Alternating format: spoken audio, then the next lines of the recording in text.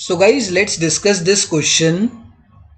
This is a question of true and false, and the statement given to us is that if the proportionate change in quantity supplied of the commodity is less than the proportionate change in its price, then the price elasticity is greater than unity, greater than 1.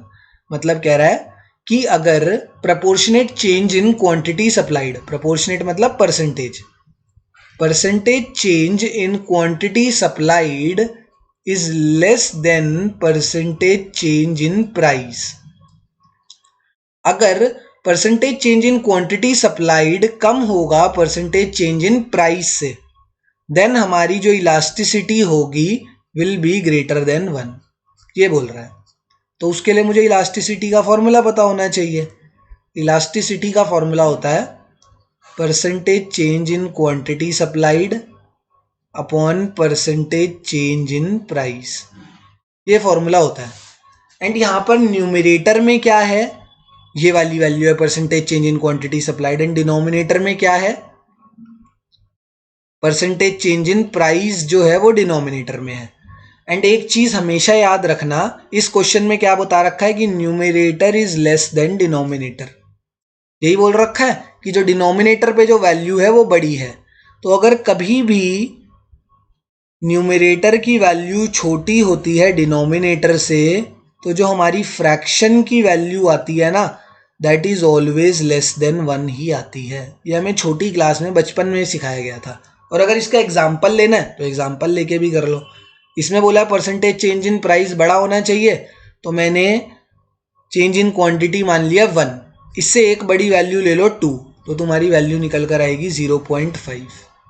तो ये चीज कभी भी try करके देख लो, किसी भी value में ट्राई करके देख लो, अगर न्यूमरेटर तुम्हारा लेस देन डिनोमिनेटर होगा तो फ्रैक्शन की वैल्यू हमेशा लेस देन 1 आएगी.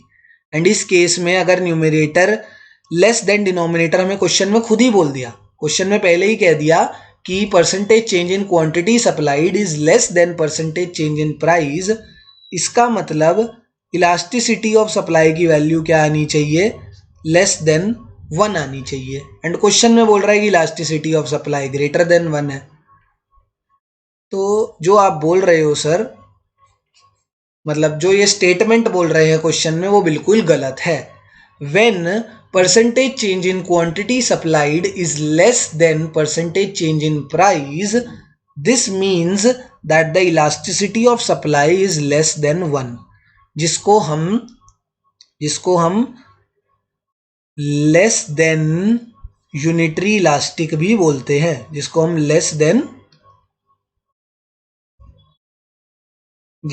लेस देन यूनिटरी इलास्टिक भी बोलते हैं. तो इन दिस केस, जो क्वेश्चन में ये केस दे रखा है, ये वाला केस, इस केस में elasticity of supply less than 1 होनी चाहिए. एंड क्वेश्चन में बोल रहा है कि elasticity of supply greater than 1 है. That is not possible. That's why this statement is false. इसलिए ये स्टेटमेंट जो यहाँ पर दे रखी है ये गलत है. ठीक है ना. Thank you.